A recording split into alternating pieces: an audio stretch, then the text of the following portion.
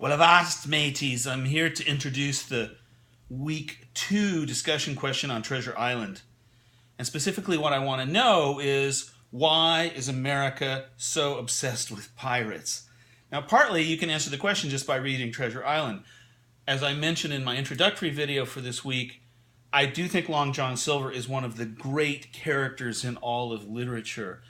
Malevolent and yet courageous, charismatic and yet repulsive, and unforgettable in every way. I mean, this is the man that sets the stereotype for pirates for the next century and a half, right? The pirate with one leg, with one leg and the wooden leg. The pirate with the parrot on his shoulder. The pirate with the big cap. The pirate who, waves his saber at you, stabs you in the back, and yet charms you at the same time. It's an irresistible character and one that I find addictive myself. Hence, I read all of Treasure Island again. But what I want you to notice is that stereotype, in a kind of sugar-coated, Americanized version, isn't this what we always do to food and literature? Sugar-coat it and take out all the spice?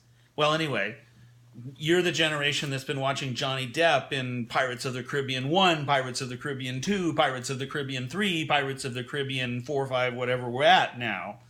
And there really isn't any doubt that character of Jack Sparrow can be traced back to Long John Silver.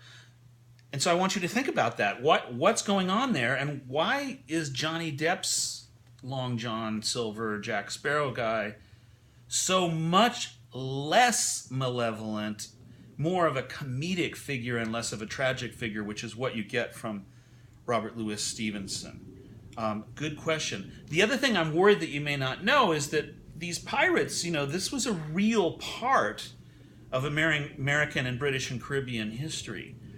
And in fact, it could be argued, I think quite well, that the British Navy began as pirates, as privateers, as they would have been known to Queen Elizabeth, preying on the Spanish galleons laden with gold, and that was the real launch of the British Empire. But not to argue the British point too much, what is also deeply true is that these pirates were almost all outcasts of one sort or another.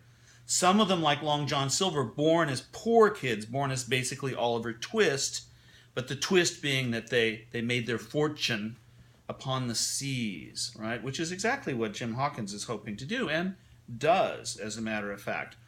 Many of them were African American, former slaves. Many of them were mulattoes or of mixed race Creole ancestry from the Caribbean, where people from Spain, people from France, people from Africa brought there as slaves originally, and all the many indigenous tribes that poured into the Caribbean region intermarried, but only in the racial hierarchy of the time were the white pirates the one often given sort of the marquis status that Long John Silver gets.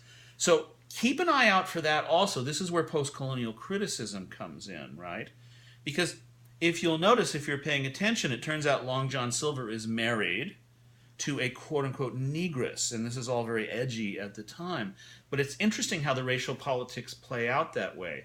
It's interesting that at the very end of the novel, I did have you read the last chapter, when they sail into the main Caribbean port and sort of like, order is restored. That order that's restored is that idea of the white British aristocrat, the white British doctor, and the little white British boy, suddenly once again at the top of the order, no longer fighting for their life, surrounded by this great melange of peoples from all over the Caribbean of all sorts of different races and cultures and religions. So looking for that contact zone that I put you in there, pirates are part of the contact zone. Long John Silver is part of the contact zone. So I'd like to hear the answer to my question, why is America so obsessed with pirates? What does that have to do with you? What does that have to do with your experience of pirates, even if you haven't seen Pirates of the Caribbean? The costume shops are full of pirates. Our programs on TV for kids are filled with pirates. What's up with that? These are backstabbing thieves, murderers. They pillage and rape and destroy. and we give them to little kids as role models of some odd sort. Why is that? I can't wait to hear your answers. And of course, I'm always looking forward to a diversity of answers from my almost 100 students. So let's have 100 opinions back and forth. Can't wait. Avast, mateys, to your laptops.